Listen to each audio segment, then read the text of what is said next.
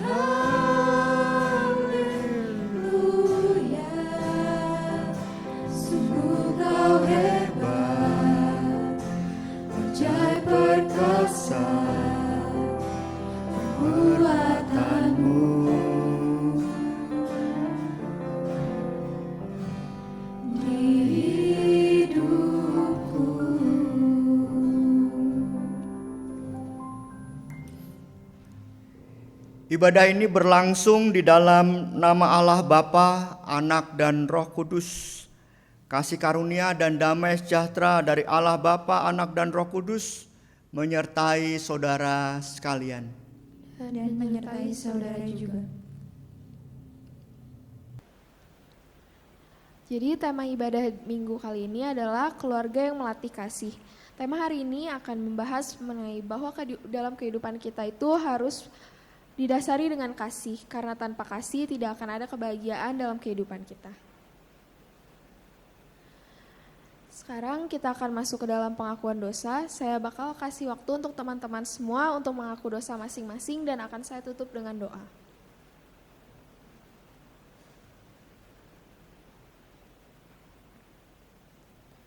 Tuhan, kami telah mengakui segala kesalahan-kesalahan kami, baik yang disengaja maupun tidak disengaja ya Tuhan. Pimpin kami dan ajar kami supaya tidak mengulangi kesalahan kami. Terima kasih Tuhan. Amin. Berita anugerah hari ini diambil dari Mazmur 116 ayat 5-7. Tuhan adalah pengasih dan adil, Allah kita penyayang. Tuhan memelihara orang-orang sederhana. Aku sudah lemah tetapi diselamatkannya aku. Kembalilah tenang, hai jiwaku, sebab Tuhan telah berbuat baik kepadamu. Untuk menanggapi berita anugerah, marilah kita menyanyikan lagu Cinta Sejati.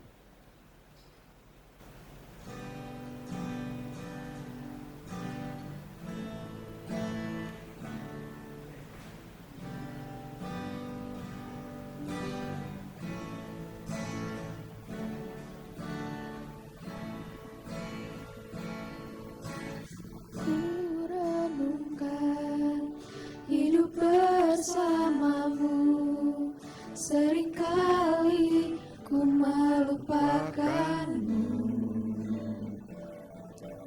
Berjalan sendiri, seakan ku mampu lalui tanpa kekuatanmu. Semakin berat beban hidupku, semakin ku menjauh darimu. Namun ada cinta yang tak pernah berlalu, cinta yang ku dapat darimu. Telah teruji lalui rentangan sang waktu, kau mati bagiku, berkorban untuk diriku.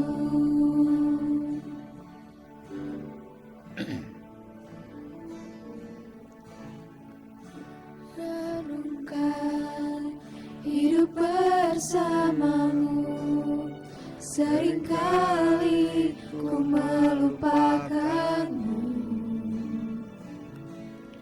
Berjalan sendiri, seakan ku mampu lalui tanpa kekuatanmu. Semakin berat beban hidupku, semakin ku menjauh darimu. Namun ada cinta yang tak pernah berlalu, cinta yang ku dapat darimu. Telah teruji lalui rentangan sang waktu, kau mati bagiku, berkorban untuk diriku.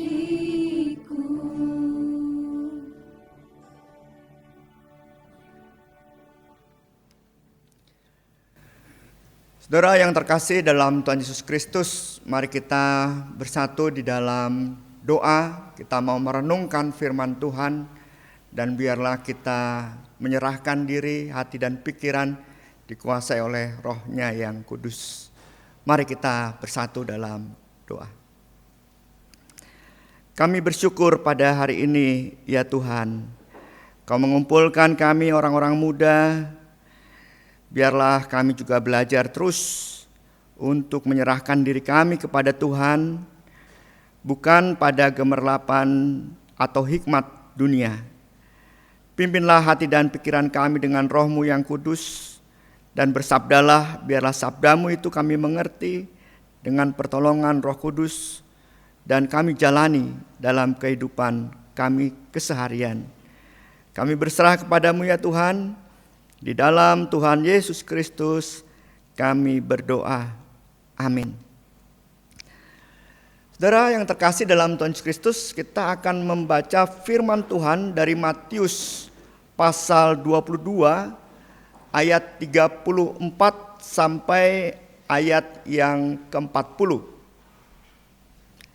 Matius pasal 22 ayat 34 sampai dengan ayat yang ke-40 dengan tema keluarga yang melatih kasih.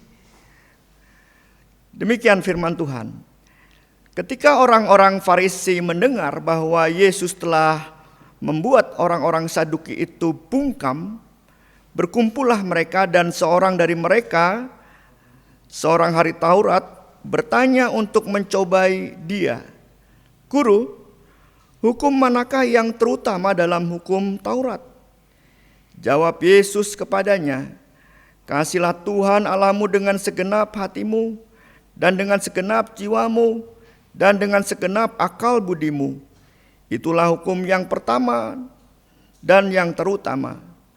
Dan hukum yang kedua yang sama dengan itu ialah, kasihilah samamu manusia seperti dirimu sendiri. Pada kedua hukum inilah tergantung seluruh hukum Taurat dan kitab para nabi." Demikianlah firman Tuhan, Injil Yesus Kristus. Berbahagialah mereka yang mendengarkan firman Allah dan yang memeliharanya. Haleluya. Saudara-saudara yang terkasih dalam Tuhan Yesus Kristus, keluarga yang melatih kasih. Ada seorang pembicara memegang uang di sebelah kirinya 100.000 dan di sebelah kanannya 5.000 rupiah. Pembicara ini bertanya kepada orang-orang yang ingin mendengarkan motivasi, yang ingin mendengarkan apa yang disampaikan pembicara itu. Pembicara itu bertanya demikian, "Kira-kira saudara, kalau saudara diminta untuk memilih mana uang yang ingin saudara miliki, yang 5.000 atau yang 100.000? Semua orang saudara memilih yang 100.000. Kenapa? Kata pembicara itu. Orang berkata, "Ya jelaslah Pak, 100.000 karena nilainya besar." Kemudian pembicara itu menukar uang yang 100.000 jadi kanan dan yang 5.000 di kiri. Kalau nanti saudara sudah memiliki uang 100.000 dan 5.000 seperti saya ini, mana yang ingin kau berikan kepada orang yang kira-kira perlu uangmu? Apa jawabnya saudara? Iya. Yang kiri, apa itu? Yang 5.000, yang 100.000 buat saya, karena saya membutuhkan yang 100.000 dan nilainya pun besar. Nah, kalau dimasukkan ke persembahan kira-kira yang mana?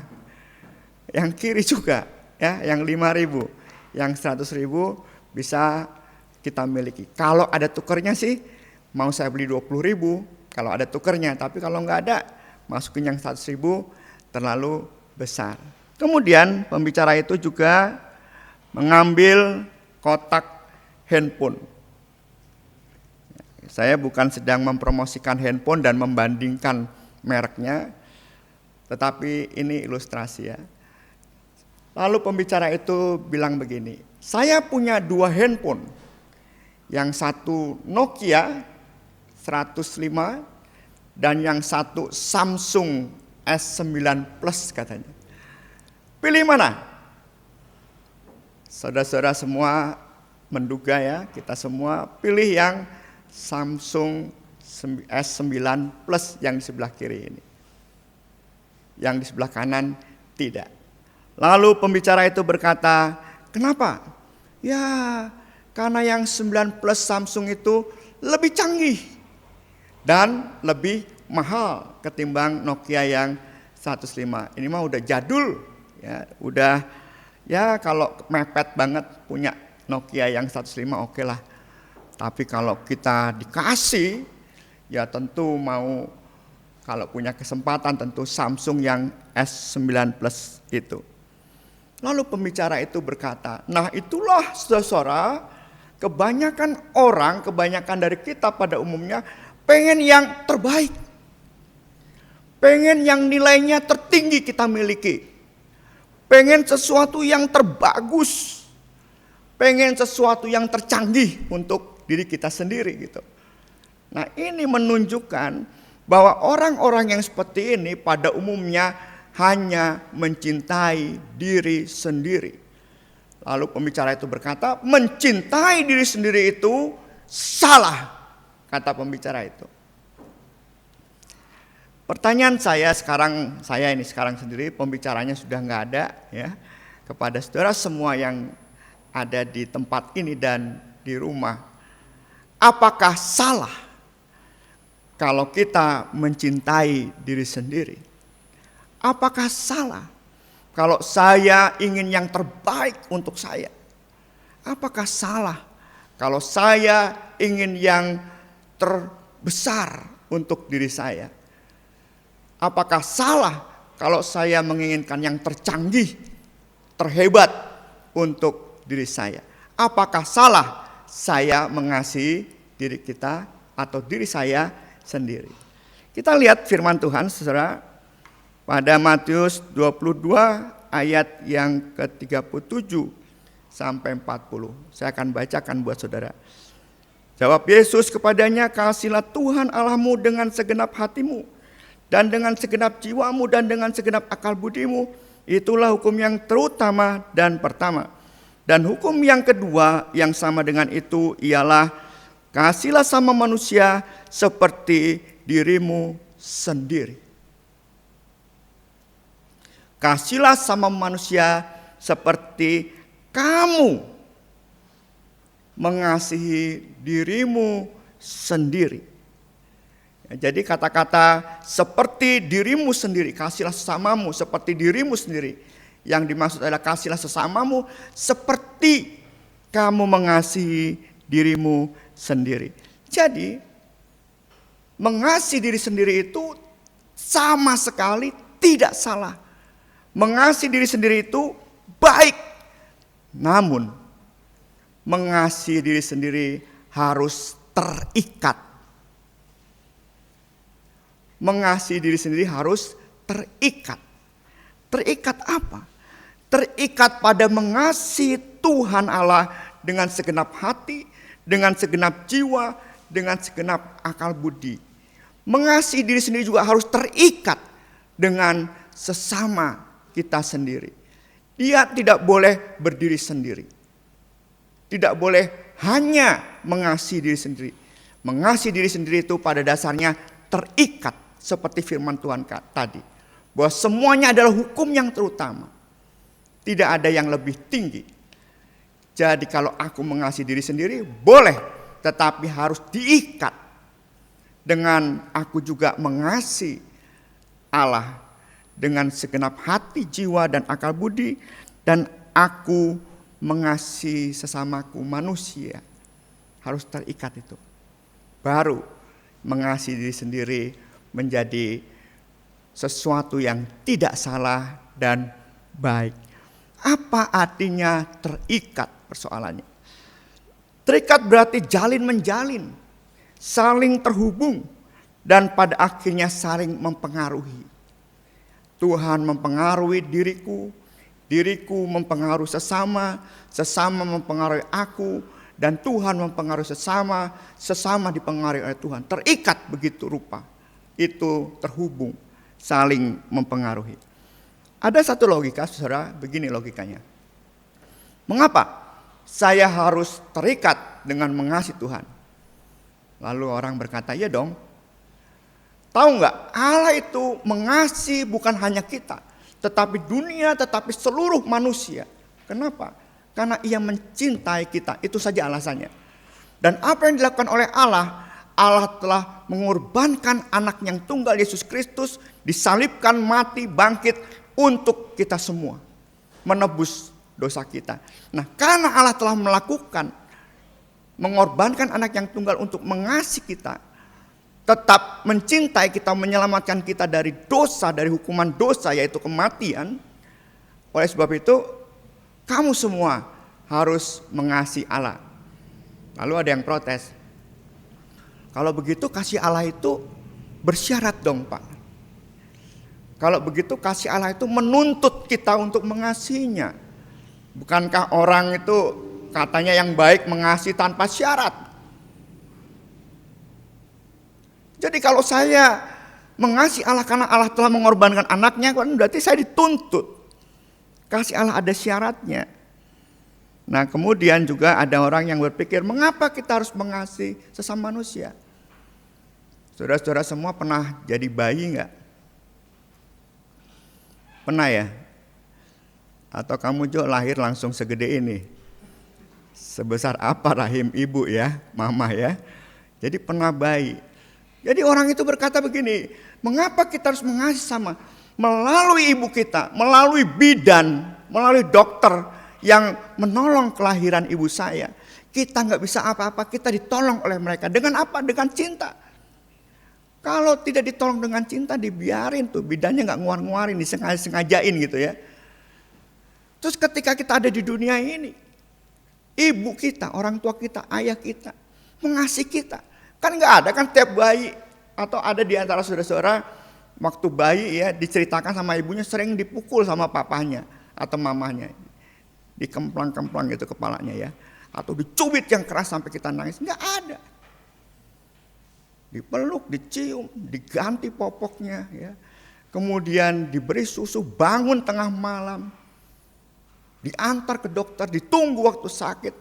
Nah karena waktu kamu kecil gak bisa apa-apa, kamu dipelihara dan dikasihi oleh ayah ibumu, bahkan saudaramu yang sudah lebih dahulu lahir, itu orang lain, itu sesama, maka kamu juga wajib mengasihi orang tuamu. Saudaramu wajib itu mengasihi sesama, mereka juga wakil dari sesama. Wajib itu. Ya kamu telah dikasih lebih dulu dari bayi. Bukankah itu juga sama Pak? Kasih itu menuntut. Karena saya sudah dikasih ibu saya sudah dikasih ayah saya sudah dikasih saudara, saya sudah dikasih oleh bidan. Bahkan kalau anak saya dulu waktu kecil-kecil, anak pendeta, saat anak itu dibawa ke gereja, digendong sama siapa-siapa, dikasih coklat lah, dikasih permen lah, ada yang ngasih uang lah gitu. Oh saya jadi harus membalas ketika saya udah besar mengasihi orang lain, mengasihi sama. Apakah begitu? Kasih yang bersyarat. Saudara-saudara, kalau ada yang berpikir begitu, sah-sah saja, silakan gitu ya. Tetapi yang dituntut atau yang mau diberikan oleh firman Tuhan, kita memahami itu begini kira-kira ya, bukan masalah dituntut, bukan masalah bersyarat. Lihat kita ayat yang ke-40 mengatakan, kita baca bersama-sama ya saudara, ayat 40. 1, 2, 3. Pada kedua hukum inilah tergantung seluruh hukum Taurat dan kitab para nabi. Apa itu yang menjadi gantungan? Kasihlah Tuhan Allahmu, kasihlah sama manusia.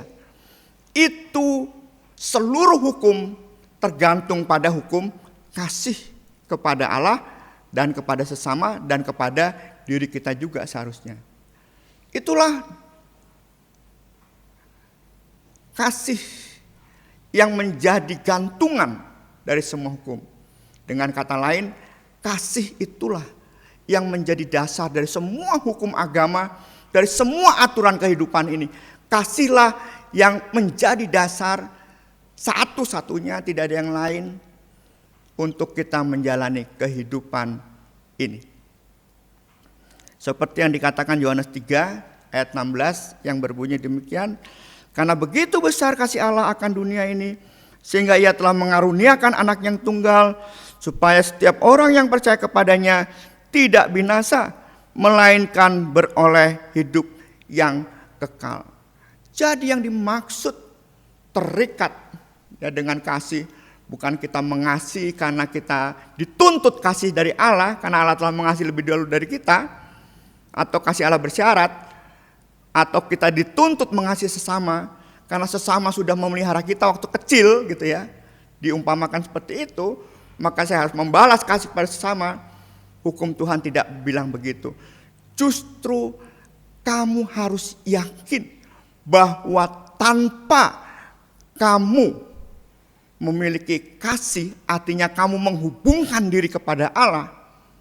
Tanpa kamu menghubungkan diri kepada sesama manusia, dirimu sendiri tidak dapat menghasilkan kehidupan yang baik. Jadi ini semacam panggilan kepada kita. Kita mau-maunya sendiri, bukan dituntut karena Allah telah mengasihi saya. Tetapi saya mau-maunya sendiri bersatu dengan Allah supaya saya memiliki kehidupan yang baik. Saya mau-maunya sendiri bersatu dengan sesama, dengan saudara saya, dengan keluarga saya bersatu ya untuk menunjukkan cinta kasih saya, maka saya akan hidup. Bukankah itu yang dilakukan oleh Allah? Allah mengharapkan kita bertobat. Kapan kita bertobat? Meninggalkan segala sesuatu yang jelek dalam diri kita. Susah. Tetapi Allah turun di tengah kita berdosa. Kenapa? Allah mau-maunya sendiri mengasihi kita. Itulah yang menjadi model. Bukan bersyarat, bukan dituntut. Tetapi kita diajak untuk mau-maunya sendiri. Mau-maunya sendiri untuk menghubungkan diri kita dengan kasih kepada Allah, dengan kasih kepada sesama manusia. Jadi pada intinya kasih itu menjadi dasar kehidupan kita dan harus dihubungkan. Ya. Contoh saudara sederhana, mau rekaman nih minggu depan misalnya. Pemusik yang ditugaskan tidak mau datang dan melayani. Kenapa? Karena waktu 4 minggu yang lalu, seorang penatua bernama Penatua Lani Rukardi gitu ya, mengkritik kami semua. Main musiknya jelek katanya. Main musik kok kayak di kafe suasananya. Dikritik. Nah yang main musik jengkel. Marah. Dan udahlah cari pemusik lain. Dan kebetulan pas minggu depan yang tugas penatuanya Bu Lani Rukardi lagi gitu loh. Ngapain nanti kita dikritik lagi. Pokoknya tidak mau datang. Pengurus remaja pemuda bingung. Cari siapa? Dipaksa-paksa tidak mau datang. Pokoknya kami semua jengkel. Terus kemudian saudara-saudara, kameramen juga tidak mau datang. Kenapa kameramen tidak mau datang? Habisnya yang ngurus kameramen itu saya terus. Gak ada orang lain, dijanjiin nanti ada orang lain. Gak ada yang mau gitu. Saya malas saya terus. Biarin. Saya kali ini gak datang supaya besok terpaksa ada orang gitu ya. Dia merasa malas gitu ya. Karena dia sendirian. Dah, pemusik gak mau datang, kameramen gak mau datang. Sekarang juga pendeta gak mau datang. Minta digantiin. Kenapa? Karena habisnya setiap kali rekaman saya ini khotbah nggak jadi khotbah terus gitu. Ya, kenapa? Ini ini cerita ya, saudara, bukannya menuduh orang tertentu ya atau menuduh saudara gitu ya. Habis ketika saya sedang khotbah kata pendeta itu, ada plan ibadah selesai khotbah, entah kameramen entah apa, mundar mandir, saya nggak konsentrasi. Mendingan saya nggak datang. Ya, semua jadi marah dan lain sebagainya. Nah kira-kira kalau semua marah nggak ada solusinya, besok ada rekaman ibadah nggak minggu depan? Nggak ada. Kenapa? Karena hati saya dikuasai oleh kejengkelan. Karena hati saya dikuasai kemarahan. Karena yang ada di hati saya adalah rasa malas. Apalagi kalau sudah ada dendam. Semua kehidupan ini kacau. Bukan hanya kehidupan atau kebaktian nanti minggu kacau, tetapi relasi juga kacau. Ya, setiap ketemu Bu Lani Rukardi pengennya apa tuh jengkel aja ya. Udah kalau bisa mah nggak ketemu ya. Pas gue lihat bulan Yukari dari sana, saya lewat di belakang, nggak ketemu. Atau pendeta yang khotbah setiap kali ngeliat remaja, wah rasanya tuh juga jengkel, ya. Nggak konsentrasi kalau khotbah, berpikir seperti itu. Tidak ada kasih dan tidak mau terhubung atau terikat. Ketika saya malas, ketika saya jengkel, ketika saya marah kepada orang lain, saya mengasihi diri saya, tetapi saya tidak mau mengaitkan kasih pada diri saya itu dengan kasih kepada Tuhan. Saya nggak mau kaitkan. Apalagi kaitkan dengan kasih kepada sesama, tidak mau kaitkan. Ya, ada seorang pemuda juga, waktu saya datang ke rumahnya, kalau pulang, entah itu dari mana, sekolah atau apa, langsung masuk kamar. Lalu orang tuanya bilang, ya itu Pak, anak saya kayak gitu. Nah, pas di gereja ditanya, kenapa iseng nih ya, kok langsung pulang? Malas Pak, lama-lama langsung masuk kamar aja. Nanti ditanya inilah, ditanya itulah, pelajaran bisa apa enggak, tadi kamu main sama siapa aja, tadi ngapain acaranya, pusing saya. Daripada ditanya, mendingan langsung masuk kamar, selesai. Di keluarga nih, ya. Kenapa? Karena jengkel, ditanya-tanya mulu. Apalagi kalau saya tuh jalannya barengan orang, ya, laki gitu, misalnya ini perempuan, atau perempuan kalau ini laki, ditanya itu siapa, dari mana, sekolahnya di mana, dan terusnya. Jengkel saya. Daripada saya jengkel, saya masuk kamar. Nah, firman Tuhan pada saat ini dengan tema, saudara, keluarga yang melatih kasih. Berarti yang pertama kita harus menyadari bahwa kita hati ini, pikiran ini harus dikuasai oleh kasih. Dan kita harus belajar menghubungkan kasih itu. Menghubungkan pada Tuhan, menghubungkan pada sesama. Sesama itu bisa teman, sesama itu bisa orang lain, orang tua kita juga, bisa juga saudara kita, bisa juga penatua, bisa juga orang-orang sekeliling kita yang belum kita kenal. Kasih itu harus dihubungkan. Nah, kalau kasih itu dihubungkan, maka kasih itu akan menghasilkan sebuah kehidupan yang enak. Sebuah kehidupan yang menyenangkan. Sebuah kehidupan yang memberi semangat. Tanpa itu semuanya akan malas saja. Tanpa itu semuanya akan jengkel aja. Tanpa semua itu yang ada cuma marah aja. Tetapi kalau ada kasih, kita membawa semangat. Kalau ada kasih, kita bahkan berani memaafkan atau meminta maaf. Dan kalau ada kasih juga kita akan melakukan sesuatu yang baik. Tetapi saya masukkan ya buat remaja dan pemuda, ini hal sepele gitu ya. Saya pernah atau sering di kantor gereja, atau ada kesan dari kantor gereja, kadang kalau remaja masuk kantor gereja gitu ya, entah mau ketemu dengan Bu Lonika, padahal di situ ada orang. Menurut saya loh ya, kalau mengikuti firman Tuhan, menghubungkan kasih dengan sama, bukan hanya sekedar menunaikan kepentingan saya selesai, maka saya akan masuk misalnya, halo permisi semua, apa kabar? Halo Bu Vero, halo Pak Satono, saya mau urusannya dengan Bu Lonika misalnya. Jadi semua orang itu disapa, itu namanya menghubungkan kasih. Dan itu baik. Jangan sampai timbul omongan, ya gitu tuh remaja atau pemuda itu. Kalau masuk nyonong, yang penting perlunya selesai, keluar. Kenapa? Karena kalau nggak perlu sama si A, si B ini ya udah, gitu loh. Kayak nggak dianggap. Saya rasa ini baik juga. Pada orang tua kita WA, ya Grace orang tuanya di Medan ya, di Riau.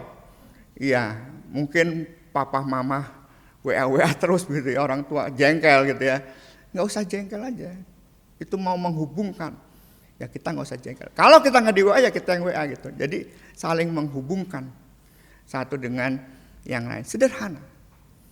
Nah, itu yang akan membuat hidup baik diri kita sendiri, sama keluarga, di tengah masyarakat, tengah gereja, menjadi hidup yang menyenangkan. Kenapa? Kita punya kasih dan coba menghubungkan dengan Tuhan, dengan sepenuh diri kita, dengan sesama, dengan sepenuh diri kita juga. Seperti kita mengasihi diri kita sendiri, melatih kasih. Kita perlu itu. Tuhan memberkati kita semua. Amin. Jemaat sekalian, bersama umat Tuhan di sepanjang abad dan tempat, marilah kita mengucapkan pengakuan iman kita menurut pengakuan iman rasuli. Mari kita berdiri.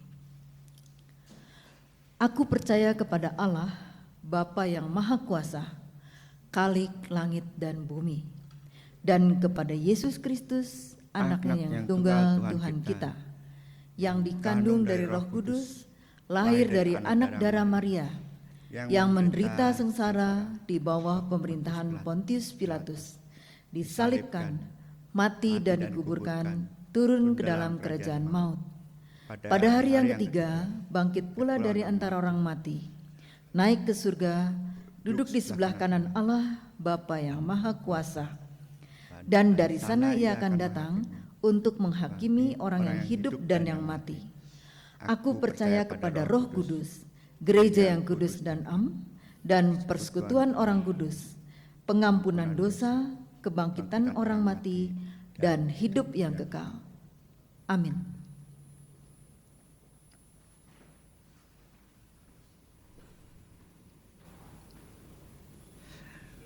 Mari saudara kita bersatu dalam doa syafaat. Kita berdoa. Kami bersyukur diingatkan oleh Tuhan bahwa kasih adalah dasar dari semua aturan dan hukum. Kasih adalah dasar yang sangat diperlukan, tiada yang lain untuk kami menjalani kehidupan dan menghasilkan buah yang baik dari kehidupan ini. Biarlah kami menghargai diri kami sendiri, mengasihi diri kami, supaya tidak dikuasai oleh kemalasan, kejengkelan atau marah, bahkan dendam, bahkan niat untuk menyakiti orang lain. Kami ingin membebaskan diri kami. Kami ingin mengasihi diri kami untuk tidak penuh dengan hal-hal yang negatif, tetapi dipenuhi oleh kasih saja. Dan kami akan hubungkan kasih yang ada dalam diri kami ini dengan kasih yang ada pada Allah, kasih juga kepada sesama manusia. Biarlah kami semua, baik Allah, Bapa kami, sesama kami, diri kami sendiri, saling terikat dan terhubung untuk mewujudkan yang baik di tengah kehidupan ini. Biarlah keluarga kami juga bisa saling terhubung satu dengan yang lain dan membangun yang baik dengan kasih. Begitu juga di gereja, dalam persekutuan, dan dimanapun kami berada. Tolonglah kami menjadi keluarga yang terlatih untuk mengasihi satu dengan yang lain. Menjadi pribadi yang terlatih untuk mengasihi dan terhubung dengan Tuhan dan sesama. Pada saat ini ya Tuhan, kami berdoa untuk teman-teman kami yang sakit, yang punya pergumulan dalam kuliah, dalam pekerjaannya, atau dalam memikirkan rencana-rencana ke depan dalam hidup mereka. Tolonglah, berilah mereka teman seperjalanan yang membuka pikiran dan hati mereka, dan biarlah suara Tuhan juga dapat didengar. Pada saat ini juga Tuhan, kami ingin berdoa untuk situasi bangsa kami yang beberapa hari ini banyak demonstrasi, bahkan sudah ke arah merusak hal-hal yang menjadi kepentingan atau fasilitas umum. Tuhan, tolonglah saudara-saudara kami, orang-orang muda yang ikut demonstrasi, biarlah mereka dimampukan untuk mengendalikan diri, menyampaikan aspirasi mereka dengan baik. Dan juga kami mohon kepada Tuhan, pemerintah kami juga dapat membuka diri bagi semua aspirasi, dan juga pemimpin-pemimpin kami dapat memimpin bangsa ini dengan sebaik-baiknya berdasarkan kasih. Kami percaya Tuhan akan memberkati bangsa kami. Kami juga berdoa untuk majelis jemaat, pengurus-pengurus komisi, dan juga saudara-saudara yang baru saja menerima baptisan dan sidi, bisa menjadi pelayan Tuhan yang dikuasai kasih, bukan dikuasai oleh kelelahan, bukan dikuasai oleh kejengkelan, bukan dikuasai oleh hal-hal negatif lainnya.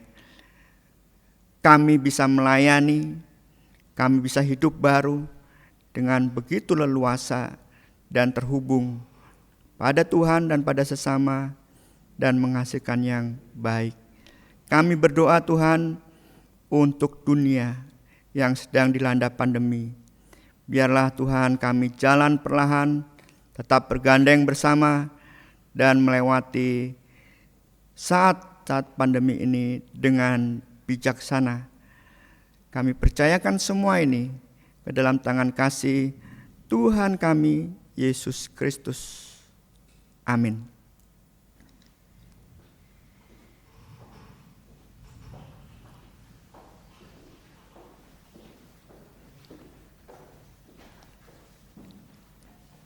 Teman-teman, sekarang kita akan masuk ke persembahan. Untuk teman-teman bisa memberikan persembahan lewat scan di barcode yang ada.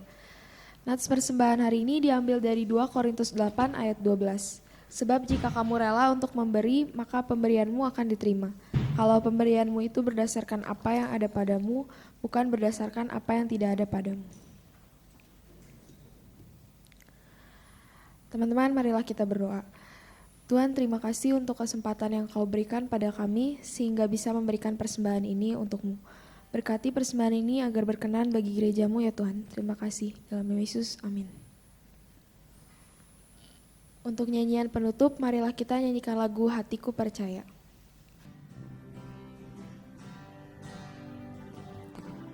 Tuhanlah kekuatan dan mazmurku, Dia gunung batu dan keselamatanku. Hanya padamu hatiku percaya, Kaulah menara dan kota perlindungan. Ku mau selalu bersyukur, sebab cintamu padaku takkan pernah berubah. Hatiku percaya, walau bumi bergoncang, gunung-gunung beranjak, namun kasih setiamu tak pergi dariku.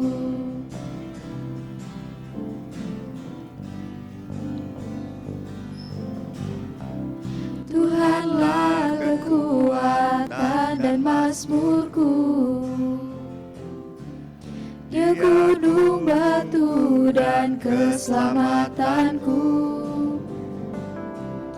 Hanya padamu hatiku percaya,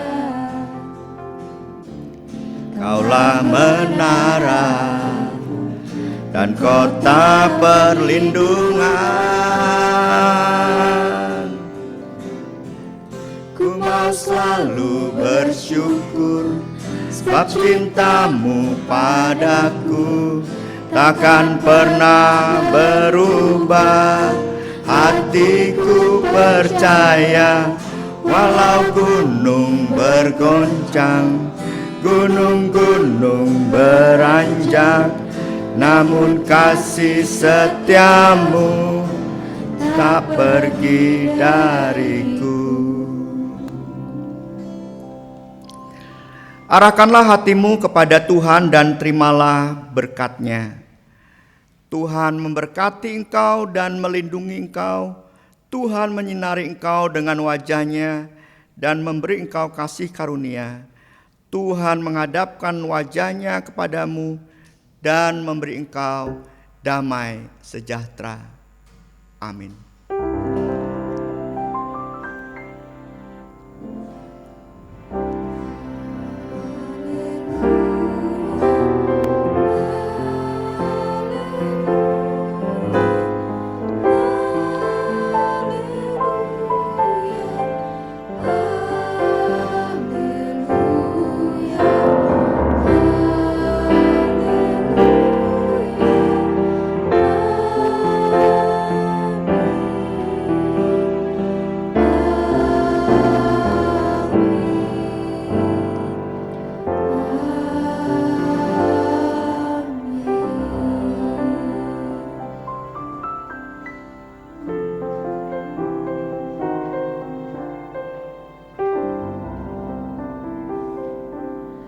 Kebaktian hari ini sudah selesai. Selamat hari Minggu.